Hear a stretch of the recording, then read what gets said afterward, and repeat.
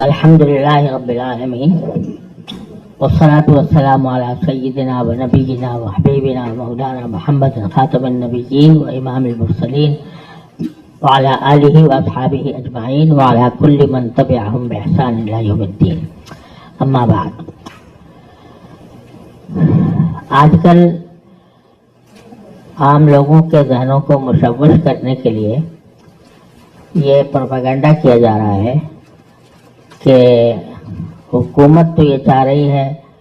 کہ مدارس چونکہ ایک تعلیمی ادارے ہیں لہذا وہ وزارت تعلیم کے ساتھ وابستہ ہونے چاہیے، اور مدارس یہ کہہ رہے ہیں کہ ہمیں تو سوسائٹیز ایکٹ کے ساتھ رجسٹر ہونا چاہیے، اور سوسائٹیز ایکٹ جو ہے وہ وزارت صنعت و تجارت سے تعلق رکھتا ہے یا وزارت داخلہ سے تعلق رکھتا ہے. تو لوگوں کے سمجھ میں یہ بات نہیں آ رہی کہ ہم کیوں اس سوسائٹیز ایکٹ کے تحت ہم رجسٹر ہونا پسند کرتے ہیں بنسبت وزارت تعلیم کے. اس کو سمجھنے کے لیے پہلے یہ سمجھنا چاہیے کہ سوسائٹیز ایکٹ کیا چیز ہے. سوسائٹیز ایکٹ در حقیقت ایک ایسا قانون ہے جس کے تحت آپ کوئی ایسی سوسائٹی بنا سکتے ہیں، ایک پرائیویٹ ادارہ بنا سکتے ہیں کہ جس میں آپ کو کوئی بھی کام کرنا ہو، آپ کو تعلیم دینی ہو، آپ کو کوئی رفاہی کام کرنا ہو، آپ کو کوئی اپنا تربیتی ادارہ قائم کرنا ہو، پیشہ ورانہ تعلیم و تربیت کرنی ہو، یہاں تک کہ اگر کوئی آرٹس کونسل قائم کرنی ہو، وہ سارے کے سارے پرائیویٹ ادارے اس سوسائٹیز ایکٹ کے تحت رجسٹر ہوتے ہیں اور ہوتے چلے آ رہے ہیں. جس کا حاصل یہ ہے کہ سوسائٹیز ایکٹ پرائیویٹ اداروں کو رجسٹر کرنے کا ایک داخانہ ہے کہ جس کے ذریعے پرائیویٹ ادارے ایک قانونی حیثیت حاصل کر لیتے ہیں. اب وہ پرائیویٹ ادارے اپنے نظام کے تحت چلتے ہیں، ان کا اپنا ایک طریقہ کار ہوتا ہے. ان کے جو کچھ عہدیدار ہوتے ہیں یا ان کے جو مجلس انتظامی کے لوگ ہوتے ہیں وہی اس کے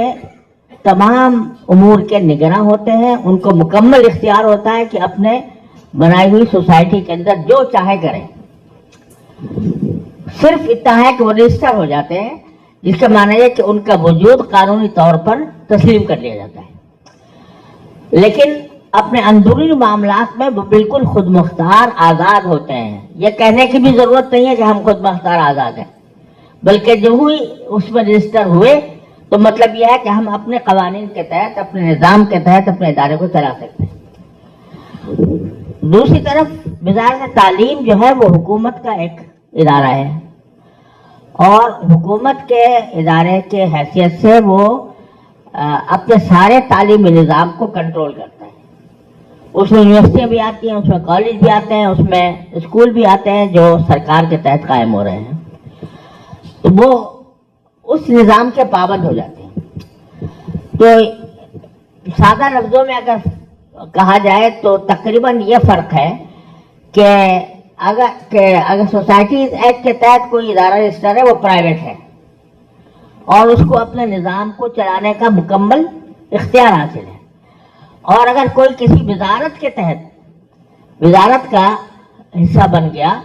تو اس وزارت کے نظام کے تحت اندر وہ آ گیا. ہمارے مدارس کی بنیاد حضرت نانوتوی رحمۃ اللہ علیہ کے وقت سے اس بات پر ہے کہ یہ پرائیویٹ ادارہ ہے اور اس کا حکومت سے کوئی تعلق نہیں ہے. نہ ہمیں حکومت سے کوئی امداد چاہیے، نہ ہمیں حکومت سے کوئی پیسے چاہیے، نہ حکومت کی ہمیں مداخلت چاہیے. ہم اپنے طریقہ کار پر جو اکابر کا طریقہ کار چلا آ رہا ہے اس کے تحت چلنا چاہتے ہیں. کوئی ایسے ادارے کو ہم اپنے اوپر مسلط نہیں کرنا چاہتے جو ہمارے اندرونی نظام کے دخل اندازی کرے، جو ہمارے طریقہ کار میں مداخلت کرے، جو کسی طرح بھی ہمارے مقاصد پر اثر انداز ہو. وہ ہم مدرسے کو اس سے آزاد رکھنا چاہتے ہیں. اور یہ آزادی ہمیں سوسائٹیز ایکٹ کے تحت ملتی ہے کیونکہ وہ پرائیویٹ ہے، اس میں سارے ادارے پرائیویٹ ہیں. بہت سے تعلیمی ادارے اب بھی سوسائٹیز ایکٹ کے تحت رجسٹرڈ ہیں، اس لیے کہ وہ پرائیویٹ ہیں اور پرائیویٹ طریقے سے اپنے نظام کے تحت چلنا چاہتے ہیں. ہمیں اس بات کا اس بات پر اس لیے اصرار ہے کہ وزارت تعلیم کے ساتھ اگر ہم منسلک ہو گئے، اور میری تو اول روز سے یہی رائے ہے کہ اس کے ساتھ منسلک ہونا، ہم نے بہت ہی انتہائی دباؤ کے حالات میں اتنی بات تسلیم کی تھی کہ بھئی ہمارا ڈاکخانہ بدل جائے اور وزارت تعلیم کے طرف چل جائے، لیکن جو اندیشہ تھا اور جس کی بنا پر ہم وزارت تعلیم میں جانے سے پرہیز کر رہے تھے، وہ اس وقت سامنے آ گیا کہ جس دن ایک دن ہمارے ساتھ مذاکرات کے اندر ایک مفاہمتی یادداشت تیار ہوئی جس کو آج معاہدے کا نام دیا جا رہا ہے. وہ در حقیقت اصطلاحی اعتبار سے وہ MOU ہے، memorandum of association of understanding, مفاہمتی یادداشت. قانون اعتبار سے اس کا کوئی اثر نہیں ہوتا، صرف یہ بات ہوتی ہے کہ ابھی بات چل رہی ہے، اس کے اندر کچھ چیزوں پر مفاہمت ہوئی. اس مفاہمت کا ایک حصہ یہ تھا کہ ہمارے بینک اکاؤنٹ کھلیں گے، ہم خود مختار آزاد رہیں گے. دوسرا یہ کہ ہمارے غیر ملکی طلبہ جو ہیں وہ ان کو داخلہ ملے گا، ویزے ملیں گے. اور اس میں یہ بھی تھا کہ جب تک اس کے اوپر پوری طرح عمل نہیں ہو جاتا، سوسائٹیز ایکٹ کے تحت جو مدارس رجسٹر ہو رہے ہیں وہ اپنی جگہ رجسٹر ہوتے چلے جائیں گے. لیکن جو ہی یہ بات ہماری اس مفاہمت یادداشت کی مرحلے میں ابھی تھی، اسی کے ساتھ 1 ارب کا بجٹ بنا کر ایک ڈائریکٹریٹ قائم کر دی گئی، جو ایک سابق فوجی میجر جنرل کے ماتحت، اور اس کے لیے وہ قائم کرنے شروع کر دیے گئے دفاتر مختلف جگہوں پر، اور اس کے مطابق رجسٹریشن کا آغاز بھی کر دیا گیا. تو یہ مرحلہ تھا جس میں ہمیں اپنے اس نقطہ نظر کی بالکل وضاحت سامنے آ گئی، جو کہتے تھے کہ ہم تعلیم کے اندر جائیں گے تو ہم پھر کسی نظام کے اندر پھنس کر اس کے تمام ارشادات کے تابع ہوں گے. چنانچہ اگرچہ اس میں یہ الفاظ بھی موجود ہیں کہ مدارس کہ جو ہے اپنے نظام میں آزاد اور خود مختار رہیں گے، یہ لکھا ہوا ہے اس کے در بھی، لیکن آخر میں یہ لکھا ہوا ہے کہ وقتاً فوقتاً وزارت تعلیم کی طرف سے جو ہدایات آئیں گی مدارس کے پابند ہوں گے. تو ایک طرف یہ کہا ہے اور دوسری طرف یہ بھی کہا ہے، لہذا اس کا نتیجہ یہ ہوگا کہ ہمارے مدارس کے اوپر حکومت، ہم یہ بالکل واضح الفاظ میں یہ بات کہہ دینا چاہتے ہیں کہ کسی حکومت کے ماتحت ہو کر ہم اپنے نظام و نظام کو جاری نہیں رکھ سکتے، نہ رکھنا ہمارے لیے زہر قاتل ہے. لہذا ہم نے انجام دیکھے ہیں، ہم نے سعودی عرب دیکھا ہے، ہم نے امارات دیکھا ہے، ہم نے مصر دیکھا ہے، ہم نے شام دیکھا ہے، اور وہاں پر مدارس کو کس طریقے سے ختم کیا گیا، مدارس کو کس طریقے سے دبایا گیا. آج وہاں پر کوئی کلمہ حق کرنے والا موجود نہیں ہے، یا ہو تو اس کی جگہ جیل ہوتی ہے یا اس کے اوپر تشدد کیا جاتا ہے. تو ہم الحمدللہ پاکستان کو اللہ تبارک و تعالیٰ نے اسلام کے لیے بنایا، اور پاکستان کو در حقیقت اللہ تبارک و تعالیٰ نے اسلام کا ایک قلعہ بنایا ہے. تو یہاں ہم یہ صورتحال کسی قیمت برداشت نہیں کر سکتے کہ ہمارے مدارس اور ہمارے علماء وہ اس طرح ہو جائیں کہ ان کے سامنے کچھ بھی ہوتا رہے اور وہ اپنی زبانوں کو بند رکھیں اور شیطان اخرس بن کر زندگی گزاریں.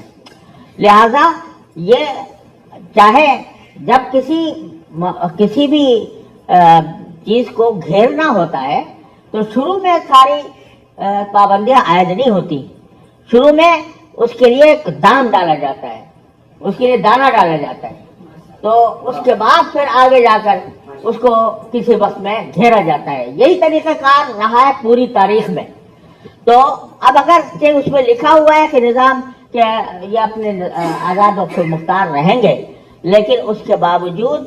ایک مرتبہ جب یہ اس دائرے کے اندر آ گئے اور اس میں یہ لفظ موجود ہے کہ وزارت تعلیم کی طرف سے وقتاً فوقتاً ہدایات جو ملتی رہیں گی اس کے پابند ہوں گے، تو اب آپ دیکھیے آج کسی کی حکومت ہے، کل کسی اور کی حکومت ہوگی، وہ لوگ بھی حکومت میں وزارت تعلیم کے اندر آئیں گے جو یہ کہہ رہے ہیں کہ مدارس جو ہے وہ جہالت کی یونیورسٹیاں ہیں، جنہوں نے اعلان یہ بات کہی ہے، جنہوں نے یہ کہا ہے کہ مدارس تو یہ سکھاتے ہیں کہ مرنے کے بعد کیا ہوگا، گویا مذاق اڑا کر کہ مرنے کے بعد کیا ہوگا، کہ حالات پڑھانے والے مدارس ہیں، یہ دنیا کے موجودہ زندگی کے ساتھ کیسے چل سکتے ہیں، وہ بھی تعلیم کے نظام کے اندر آ سکتے ہیں، اور کل کو کون آتا ہے کچھ نہیں کہا جا سکتا۔ لہذا مدارس کو اس دائرے کے اندر لانے کی وجہ سے کہ ہم بالکل سختی کے ساتھ مخالف ہیں، اور چونکہ سوسائٹیز ایکٹ ایک پرائیویٹ اداروں کا قانون ہے، وہ اس واسطے ہم ایک پرائیویٹ مدارس کے طور پر استعمال ہونا چاہتے ہیں، اپنا کام کرنا چاہتے ہیں جس میں ہمارے کام میں کوئی مداخلت نہ ہو۔ تو ہم خود الحمدللہ اس حقیقت سے پوری طرح باخبر ہیں، وفاق المدارس اب پوری طرح باخبر ہے، اور اس بات کا یقین رکھتا ہے کہ ہمیں ایک عالم کو موجودہ دور کے اندر اپنا پیغام بہتر طریقے سے پیش کرنے کے لیے جن معلومات کی ضرورت ہے، ہم اپنے مدارس میں وہ معلومات پڑھانا چاہتے ہیں۔ ہم اس لیے نہیں پڑھانا چاہ رہے جو ساری دنیا یہ بات کہہ کر یہ نامعقول بات کہتی ہے کہ یہ مدارس سے ڈاکٹر کیوں نہیں پیدا ہوتے، اور اس سے لائر کیوں پیدا نہیں ہوتے، اور اس سے انجینئر کیوں نہیں پیدا ہوتے، اور یہ کسی ملٹری کے اندر یہ کمیشن کیوں نہیں لیتے، اور اس بات کو بڑے فخر کے ساتھ بیان کیا جاتا ہے کہ فلاں مدرسے کے لوگ جو ہیں وہ کمیشن لے چکے ہیں، وہ بریگیڈیئر بن چکے ہیں، وہ کرنل بن چکے ہیں۔ ارے بھائی، یہ مدرسہ کرنل اور بریگیڈیئر پیدا کرنے کے لیے نہیں تھا، یہ قرآن و سنت کا علم محفوظ کرنے کے لیے تھا، یہ عالم پیدا کرنے کے لیے تھا۔ یہ بتاؤ کہ پورے پاکستان کے اندر کون سے سرکاری ادارے کے اندر اسلام کی تعلیم دی جا رہی ہے؟ حافظ اتنے پیدا ہو رہے ہیں اس ملک کے اندر، کسی مسجد کے اندر کبھی یہ کسی اعلان نہیں سنا ہوگا کسی نے کہ ہمارے ہاں تراویح پڑھانے کے لیے حافظ نہیں ہے، حافظ ہمیں فراہم کیا جائے۔ حافظ زیادہ ہے، مسجدیں کم ہے۔ کہاں سے پیدا ہو رہے ہیں یہ حافظ جو قرآن کریم کی خدمت انجام دے رہے ہیں اور تراویح پڑھانے کے لیے موجود ہیں؟ یہ کہاں سے آ رہے ہیں؟ کسی کالج سے، کسی یونیورسٹی سے، کسی انسٹیٹیوٹ سے؟ یہ مدارس ہیں جو یہ سب پیدا کر رہے ہیں۔ کوئی آدمی یہ بتائے کہ کیا اس معاشرے کی ضرورت نہیں ہے کہ اگر کسی شخص کو کوئی دینی مسئلہ پیش آ جائے تو اس کا جواب دینے والا کوئی موجود ہو؟ کیا آج یہ ساری دنیا دیکھ لے کہ اگر کسی مسلمان کو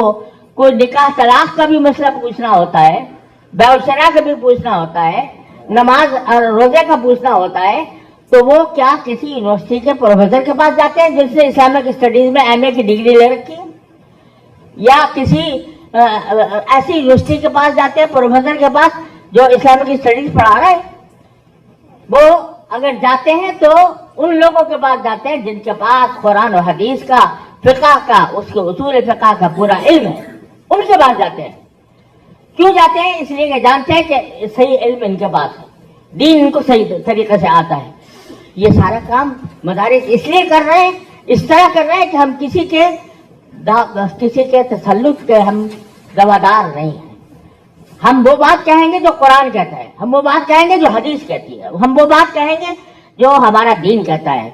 اس کی وجہ سے ہم اس میں کوئی مداخلت کسی قیمت پر برداشت نہیں کر سکتے۔ اگر کریں گے تو ہم اپنے فرض منصبی میں زبردست کوتاہی کے اور اللہ اور رسول کے ساتھ جو ہم نے عہد کیا ہے اس سے غداری کے مرتکب ہوں گے۔ اس لیے یہ فرق ہے کہ سادہ لفظوں میں کہ